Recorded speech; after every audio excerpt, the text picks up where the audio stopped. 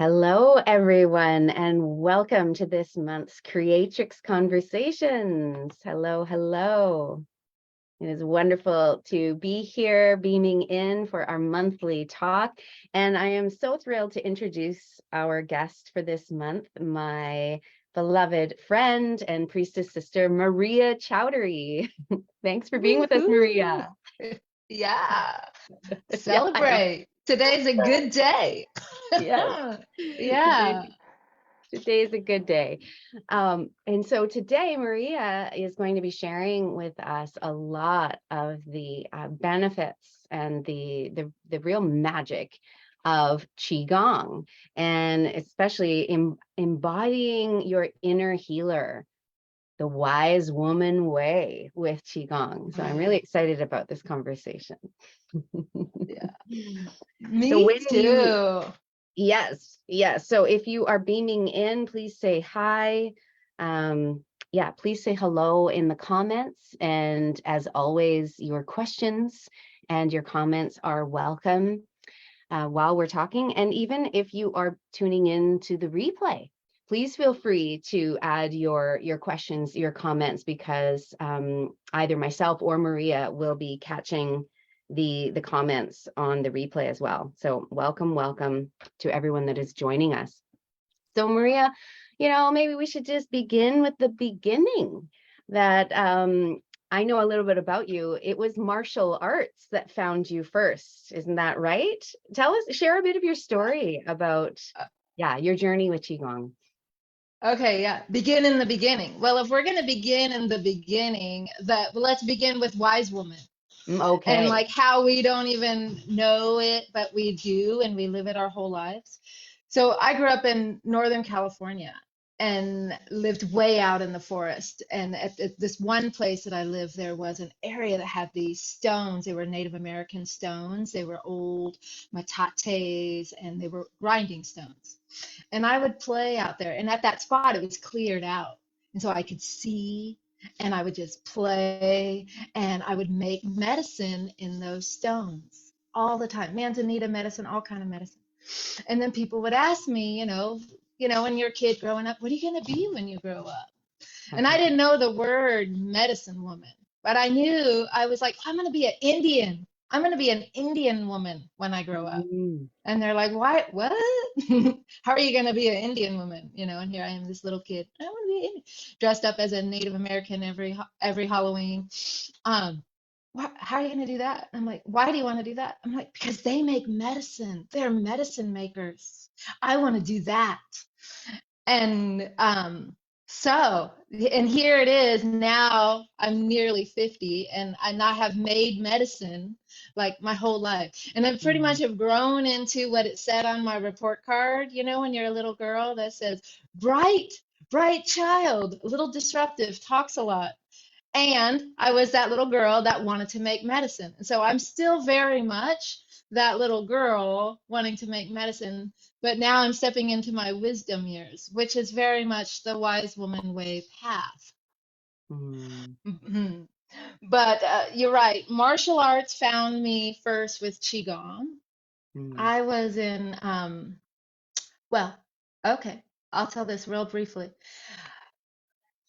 I was in Hot Springs, and I was in my young 20s, and I was going down a path that almost everybody around me was, and they were all drinking too much, and they were all partying too much, and they were not going in a good way. And I could have just as easily taken that path. But something in me, called, was like, Maria. Well, at the time I wasn't even Maria. My name was Heather. Something in me was like, you have to save yourself. And I didn't know what to do.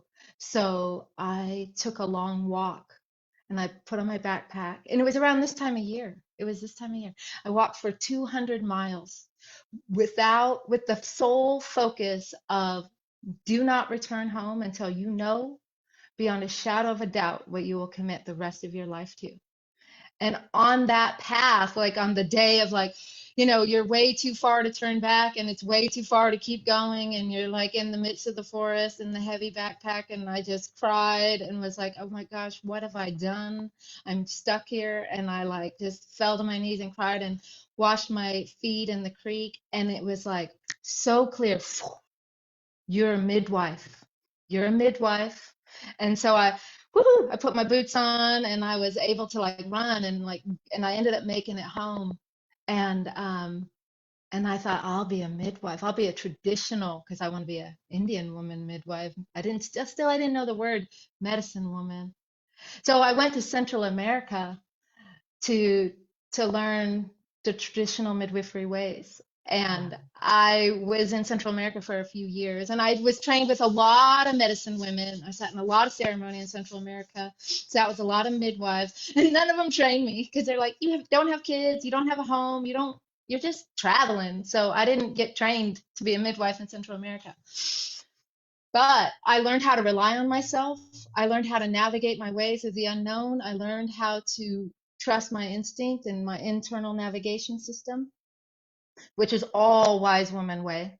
Mm-hmm. And one day, it was a cool day, it was a big full moon, and I was out on the beach on Costa Rica and I was doing my karate forms because at the time I practiced karate. And I probably did some Tai Chi at the time. I was just like full moon waves. It was awesome. And this guy who is a Vietnam vet who was in a wheelchair, he would be at the pathway I'd pass a lot. And then one day after that, I passed by him and he's like, hey, I saw you out there. Oh, your power. You think you're so powerful? I mean, you got some good moves, don't get me wrong, but you want to touch real power? And I was like, I thought he was gonna like say, let's get stoned or something. I was like, well, I don't know. I'm about to like keep going to the store right now. And he's like, no, seriously. And he pulled out of his pocket this piece of paper and he folded up. I still have it. And he was like, just stand up, just do this with me. And we just stood there and he had me like raise my hands up and just hold them across the horizon. He's like, look at the ocean, like as far as you can go, like to eternity, in front of you and behind you, to the sides of you, in front of you. Put your heart in the axis point in the middle, and then lift your first finger, your second finger, your third finger, your fourth finger, your fifth finger, and you can feel this activation. And then he led me through all these postures that I now know are postures of power. And he led me through these postures, and that like turned something on in me. And that was my introduction to Qigong, was in that way. Wow. I love those stories. Yeah, Just to think that you took yourself on your own vision quest in your yeah, early 20s yeah. and that you received that guidance around being a midwife. Amazing. And then this chance encounter bringing you to an introduction to another. Is Qigong considered a martial art? Well, Qigong is the mother. Okay, so Oh, you have the Tao. You have the Tao, the fertile void, the great mother, the womb of the great mother, the Tao, in which all things are born from that empty fullness. And from the Tao comes there was one movement in the Tao, and that one movement shifted, and that created the spiral. So one becomes two, and then two becomes three, and three becomes 10,000 things. Those yeah. two is the polarity, right? Yin and yang. And because of yin and yang, everything is born. Yin and Yang are parents, and they gave birth to 5 children, which happen to be the 5 elements. They also gave birth to another set of 8 children, which happens to be the trigrams for the Bakwa. Mm. Qigong birthed from Yin and Yang, right? From those 5 elements. And it is the mother of Tai Chi and the mother of martial arts and the mother of many healing practitioners. So it's really closely related to just Yin and Yang therapy and the 5 elements. And then from there, things come out. Wow.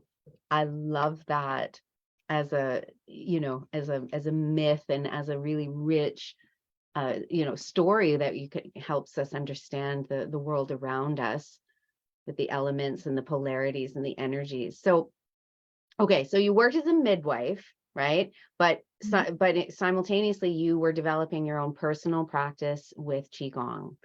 And now you no longer act as a traditional birth midwife, but you work as a midwife for spiritual women who are undergoing life transformations, and also, helping women who are space holders, who are healers, to have the space where they can come to be nourished, right?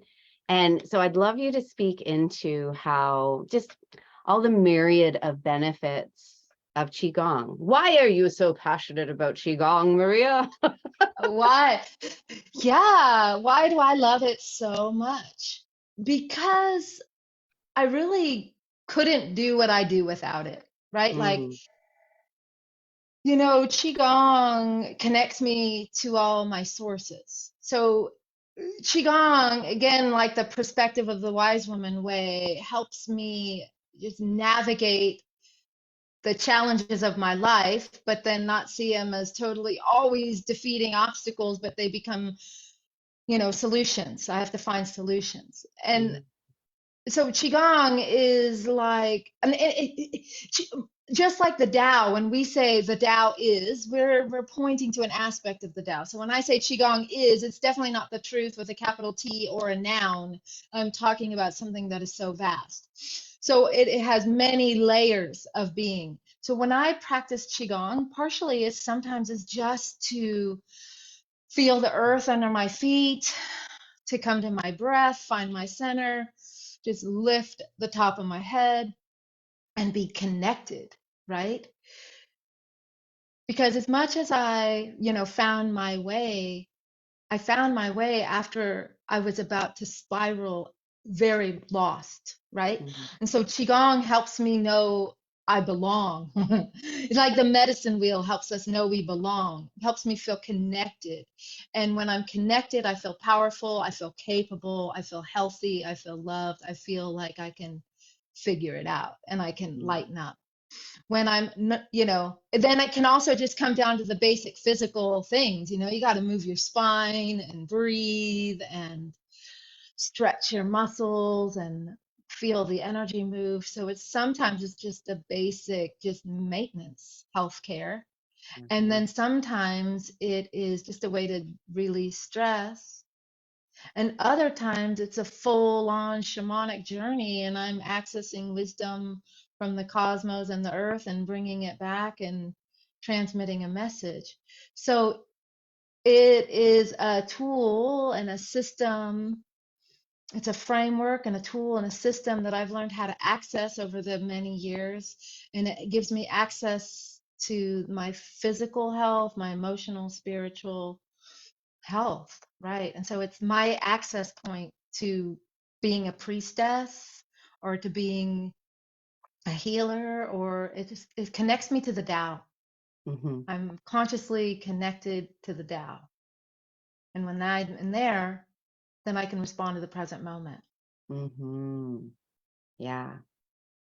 Yeah, through that connection, and through that understanding of the presence, you know, that the Tao source, The God, way, the divine energy, the universe. way, yeah, all these different cultures throughout time, and different modalities that have a way of understanding, they're all really to support that connection, right? Mhm. And what I am inspired by your work and your message is that you often come back to this. It connects us to our inner healer, or our inner wise woman that we all have. And why is that so important, right? Well, yeah, and that's essential, right? Mhm. Because and so like we could even talk about wise woman healer and some of the light qualities and some of the shadow qualities of both of those things, and why is that so important to know yourself, right? Know thyself, Yeah. right? So whatever way helps you find your own inner teacher and to be able to bow to your inner teacher. At the end of every session, we always bow to the teacher within. Hmm. And it's really to know ourselves. And then when you know yourself, you can love yourself and you're not getting lost. Because that's okay. So let's just do that. The healer, some of the shadow qualities of the healer is they lose themselves. Mm. They lose themselves in everybody else. They need to be so needed that they will give up everything to be needed or loved. Yeah. They often are like a wounded healer, right? They've had so much trauma or addiction or whatever the trauma, heartbreak, could be physical illness, it could be any number of things. They've had so much trauma that they're always finding a way to try to heal themselves. And Mm-hmm. so then they have the another shadow is to like they need to fix everybody. They That's need to right. fix everyone, and they need to be important. But I'm important. That's I'm right. somebody. Mm-hmm. Pay Mm-hmm. attention to me. Yeah. So there's a lot of shadow with the word healer, and I kind of want to bring this up, especially with you, particularly because I know you're about to have an event, where you're embodying your inner witch, right? Right. And so that's a word you feel really comfortable with, and you're like, you're doing a workshop on it. And so here And I'm doing. and Go ahead. healer isn't. I just want to reflect. Like, I don't feel comfortable saying I'm a healer, whereas there's plenty more women that are like, oh yeah, I can claim healer, but which? I don't know that. I don't think so. Exactly. That's why I want to bring it up, because that's me. I can claim healer, and it's only honestly just recently, like maybe in 2-3 months ago, that I've been able to actually do it. So through the years, I've run an herb business. I have bunch of herbs. Birth Song Botanicals is very successful. I've been a massage therapist for 20 years. I'm always in the healing realms, right? People have called me healer my whole life, and I have deflected it. Oh, I'm not a Mm-hmm. healer. I'm a midwife. Pregnant women aren't sick. Oh, no, I'm not a healer. I'm an herbalist, and the herbs have an intelligence and they just go into the body and know what to do. Oh, no, no, no, I'm not a healer. I just happen to be a massage therapist, and I'm rubbing your body and your muscles are relaxing, improving your circulation.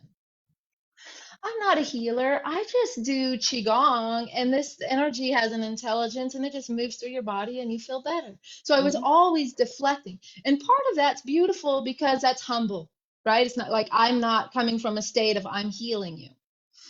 But it wasn't until just recently, two things. One is like, oh, wait a second. So I used to have asthma, and I went into the redwoods. I had a journey with the redwoods. The redwoods told me what to do. I did what they said. I don't have asthma. Oh, I've had a broken heart, like a fucking broken heart that tore me down, and I'm standing back up. Yeah. I'm healing from that. I've had broken bones. They're not broken anymore. I've been bleeding. I'm not bleeding anymore. Oh, I am a healer, Mm. right? And then so there's that. And then there's a place of, wait a second, I've been omitting myself. There's something to be said about being a hollow bone. And as a midwife, you go in and you're of service, and you're not making it about you. It's not the midwife show, it's the baby and the mom, right? And you're supporting. So there's something really to be said about being the like invisible helper. And and as a facilitator and a priestess, we're also doing that. We're not telling them what to do. They're going through the gates, and then they come out and they tell us, right? Yeah.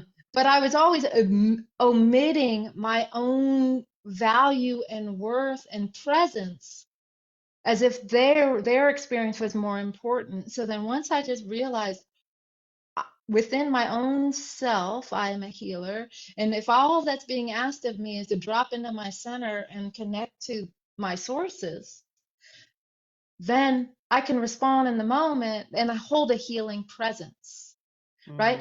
Mm-hmm. And that's what Qigong helps me do. And that's why I can do a course called Embody Your Inner Healer, because I've gone through the wounding of it and the trauma and the deflection of it, and now embody it. Versus I'm not able to do that yet with the word witch. Mm-hmm. I'm still a little like, oh, I don't know. I don't know. You know what I mean? So I'm And curious how that's that lands with you, and how when you feel, when it comes to the word healer and you're like, oh, I'm not that. Like what is that? it's exactly the same as you in this sense of what I understand of like, yeah, exactly what you were just saying. Well, but I'm not doing any healing. Like you're doing the healing. I'm just holding the space. That kind of idea, like not wanting to take credit, which, like you said, is a good thing because it is humbling, and it's not in that shadow aspect of those that can sometimes get that over identification. I'm a healer, and that self-importance of I'm a healer. So I think I was trying to that's what I was doing, was avoiding that identification, because I believe that, you know well, even like you said, that there's saying that healer implies that there's something broken that needs to be fixed, or something that needs to be healed, right? There's some interesting, just deeper layers with that. So I was feeling the same way as you. And I love that you bring this up from an archetypal lens, because of course I'm such an archetypal geek, that there's always light aspects and shadow aspects of any archetypal energy, and for us to remember that none of the archetypes are really meant for us to be overly identified with, right? Even though I will say I am a witch, like that I am, you know, but really that they're energies that we can tap into when the moment is right, or when that's what's needed in that moment, holding the space for healing to happen, holding the space for magic to be remembered and reclaimed, whatever it happens to be. So that's just fantastic what you shared. Mm-hmm. Yeah. Um, Mm. I feel like in this day and age, more than ever, we are bombarded with media, with ideas, with opinions masquerading as facts. We are bombarded, we are oversaturated with um we're just yeah, we're just like over saturated with life, so much more so than our grandparents would have ever been, right, on a daily basis. So Mm-hmm. I feel like more than ever it is so important for us to have practices where we can remember ourselves and come to center, and to drop all of that noise, really, and to have a practice where we come into our own quiet center, our own inner sanctuary.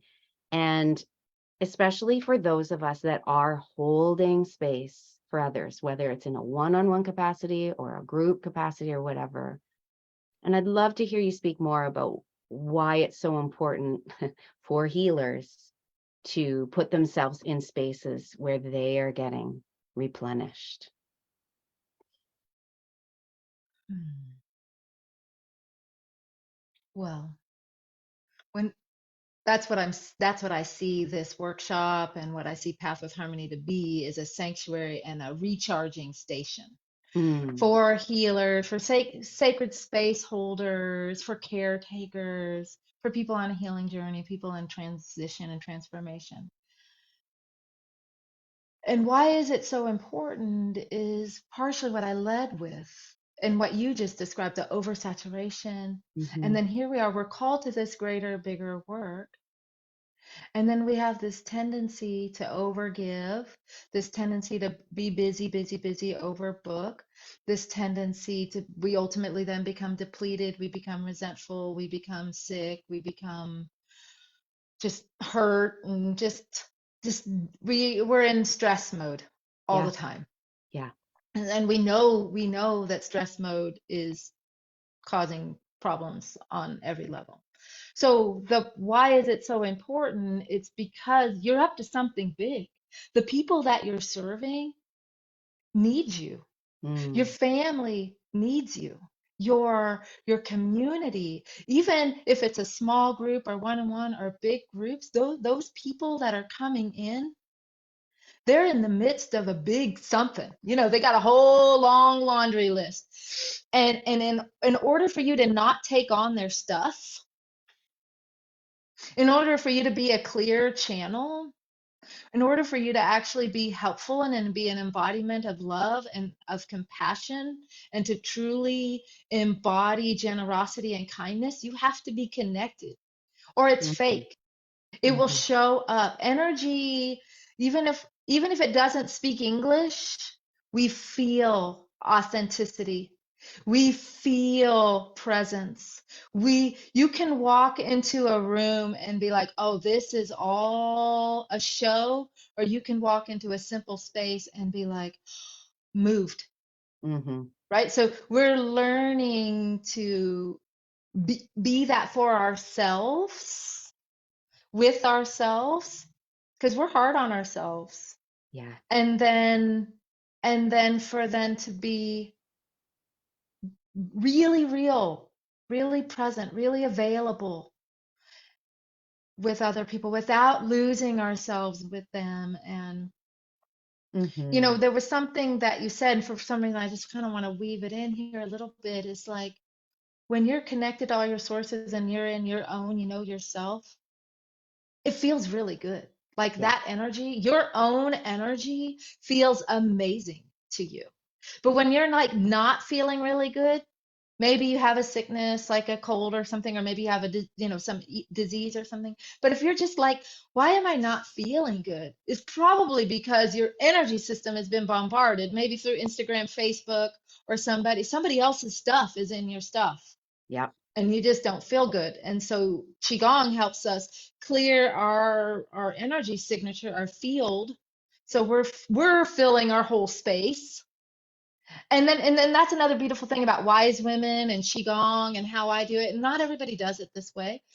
But since I do come from a martial arts background, and because I am a priestess and a temple guide, when we start our practice, we give a humble bow, right? We empty our cup.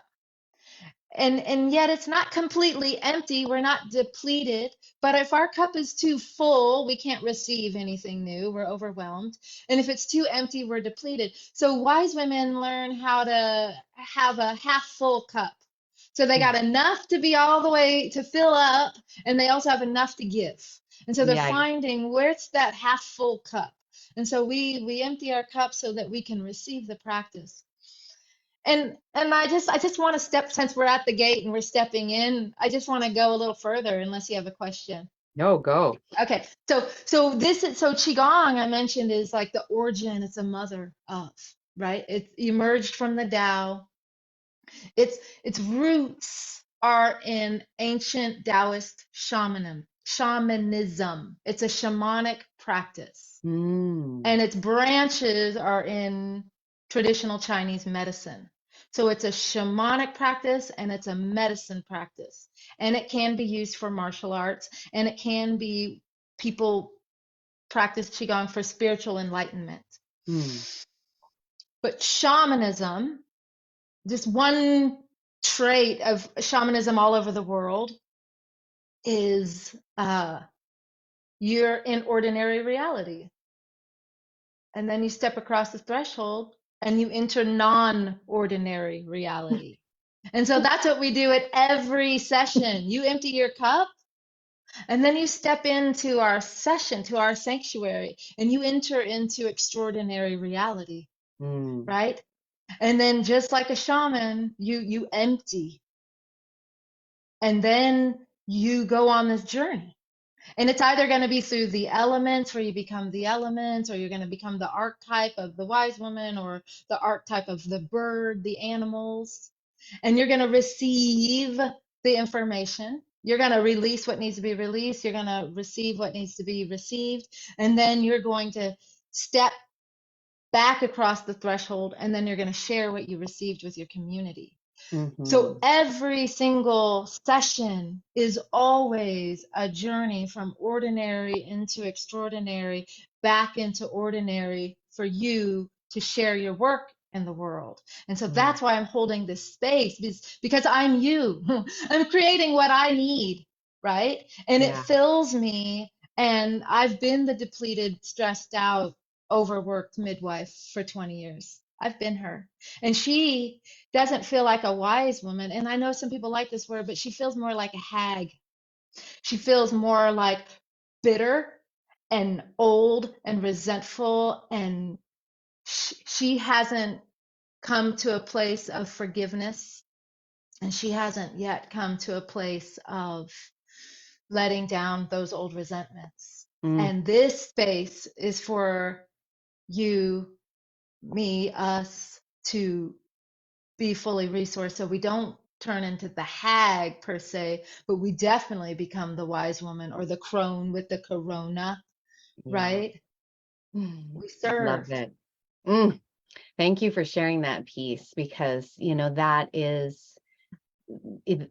is the journey of alchemy, where and I love how you described it, stepping from ordinary reality into non-ordinary reality, and being in timelessness in this beautiful embodied practice of Qigong, or going through that, whether it's sitting in ceremony and being in guided meditation, or whether it's, these practices that take us into that altered consciousness. But then it's like we come back, right? We go from the magical to back to the mundane, but we've gleaned wisdom, or we've mined gold from that, and we bring it back. So beautiful, Maria. So yes, you have a free workshop coming up this Mm-hmm. Saturday, and I really hope if anyone listening is going to check it out, it's going to be an amazing workshop. But before we get to all of that, and I want you to share more about what will be happening in this free workshop you're offering this Saturday, but you had mentioned that in Qigong there's healing sounds.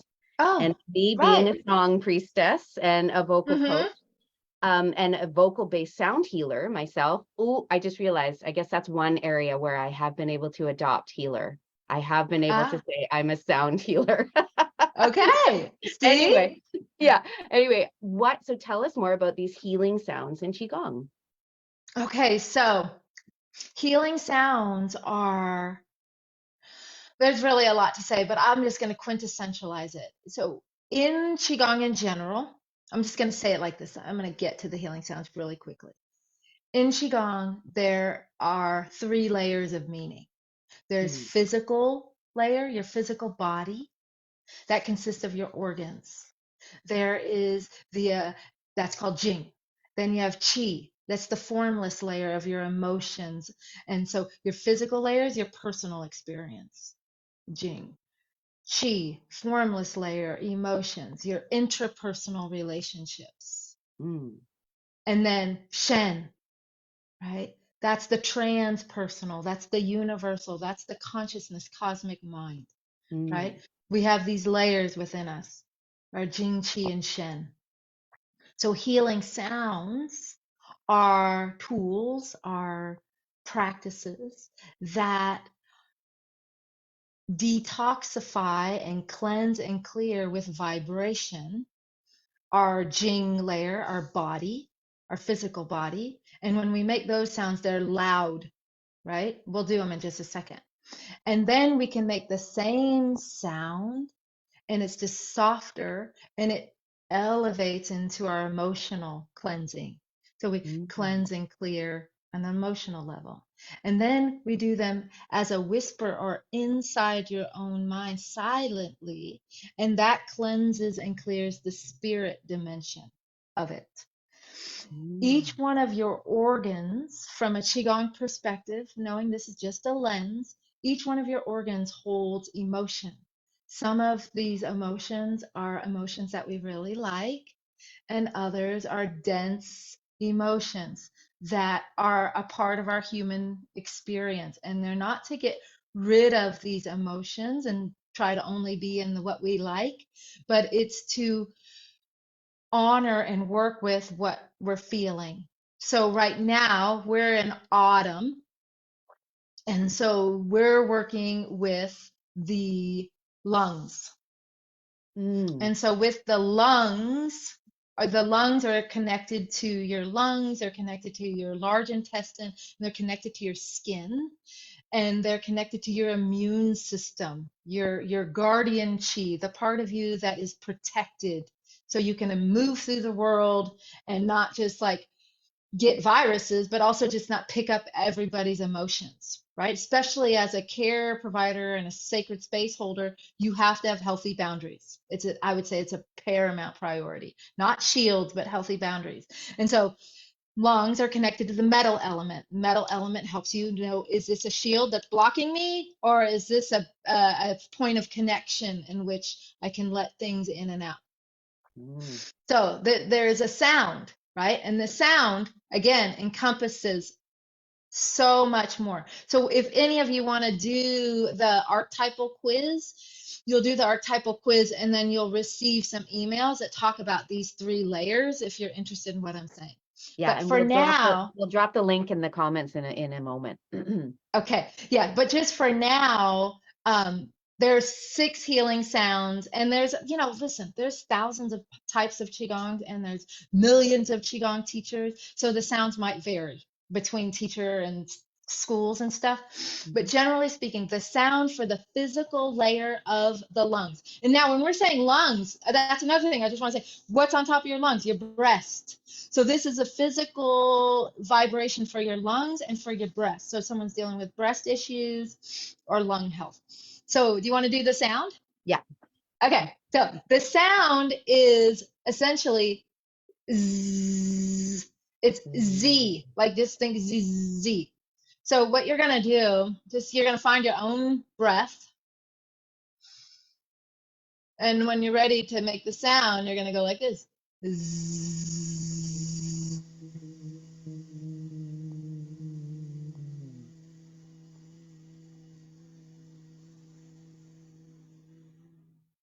And you want to feel this vibration in your chest. Did you feel it in your chest? Yeah.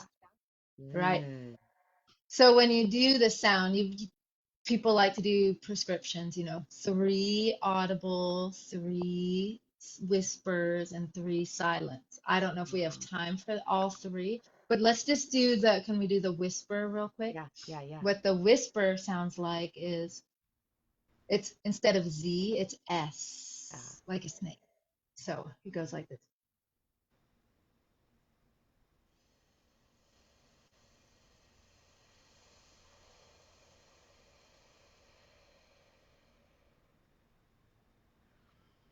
And then you would do the whisper silently. And what that does is that audible one, physically healing for your tissues. That emotional one is specifically for grief, for sadness, for loss, right? And we're transforming it. We're not getting rid of it, but we're transforming grief and sadness into feeling courageous, to be inspired by life, to be, yeah, confident. And then you have this, and then there's this whole set of colors that are associated with it. And so if you're interested in the sounds and colors, you'll want to come to the workshop. Okay. Because we will do all the 6 sounds and you will learn the colors. And in this workshop, I love what we're about to do, because just to honor the wise woman, one thing about wise women love simplicity, right? And I have been on a journey, and I have been guiding a group of phenomenal women through the wheel of the year, through each season, through each archetype, through each organ, through each animal totem, right? And this wheel of the year is vast with a lot of teachings. We meet once a week, right? So we've had many sessions. And what I got to do is I got to distill each season into one movement. So this one movement represents the 3 layers. This one movement represents the 3 layers of this element. And we're going to go through the wheel of the year with these 5 simple Qigong movements that one represents each year. And we're going to fill our meridians with the healing colors. And so we're filling our body, our luminous light body. So we're going to come in as a sisterhood. This is a medicine circle. You're going to light your candle. We're going to stitch in. You're going to bring your medicine in. I'll give you a short little teaching. That's why I'm saying it's a workshop, and I'm going to use a screen for a minute. That's why I'm calling it a workshop, not a ceremony, because I'm going to do the screen. And Mhm. then after that, we're gonna cross a gate, and we're going to step in, and we're going to go to a non-ordinary reality, and we're going to embody each one of these elements with the colors and the sounds, and fill our meridians, our rivers of chi, with healing light. And then by the time we step back out, we will be these luminous, light, wise women centered in ourselves, in our own energy, bowing to the teacher within. Mm. And then we'll step back out across the threshold. And feels so resonant and alive for me right now that it is a high holy honor to get to share it and get to do this practice with you. Mm. It's like both the beginning and the apex of the Yeah. whole thing. Wow.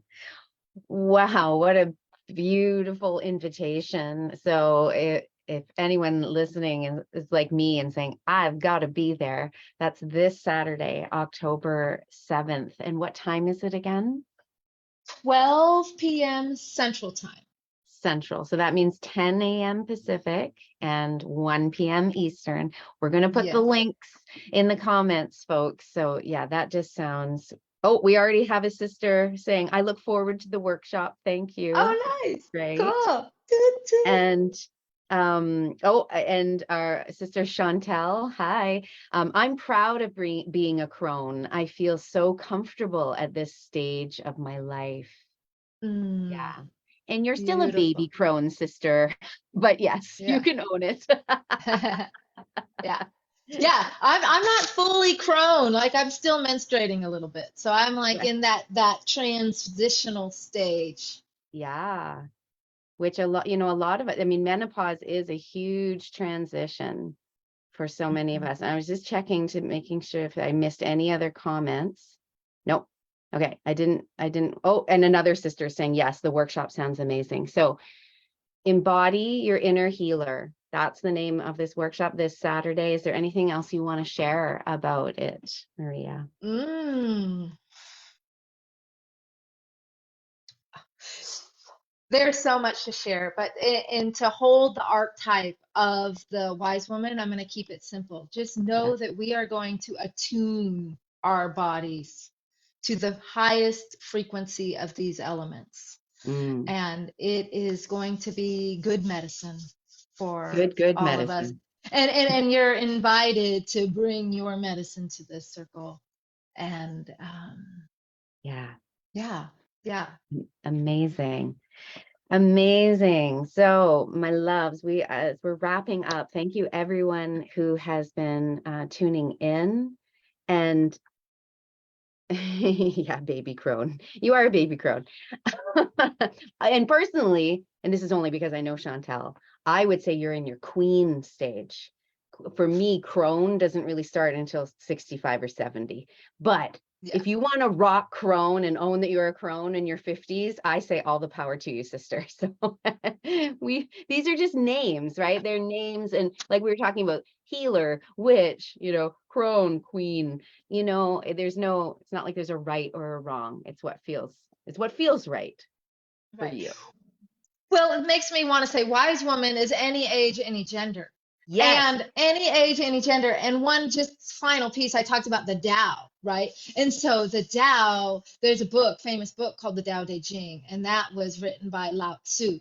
And Lao Tzu, he's described as the young old boy or the laughing old child. So he's the old one with the wisdom, and the lightheartedness, playfulness of a child.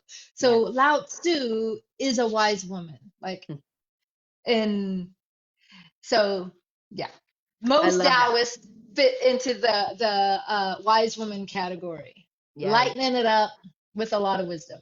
That's right. Yeah. And I love that. Thank you. Wise woman, any age, any gender, it's more about that quality of presence, right? That comes. Maria, it's been fantastic to speak with you. I'm so happy to introduce my, well, not my, this community to you and your work. We'll put the links for Maria's free workshop in the comments, and also the link to your Which of the Five Elements quiz. Are you? Thank you so much for coming in Yeah. today. And if Yes. anyone has any questions or wants to connect with Maria, you know how to find her. Send her a message, reach out, or put a comment. And thank you everyone who's been tuning in and interested in embodying your inner healer, whether it's through Qigong or some other method. But if it's Qigong, Maria's your guide. Actually, I think I'm supposed to be pointing that way on this. Uh, Yeah, that's right. Oh, okay. It looked right for me. Yeah, I just want to say thank you to all the sisters, all the beings in this temple, because you're up to something big and you're in a sacred space and you're at the right place at the right time. And if at any time in your life, whatever that shows up today, we're about to go into an eclipse season.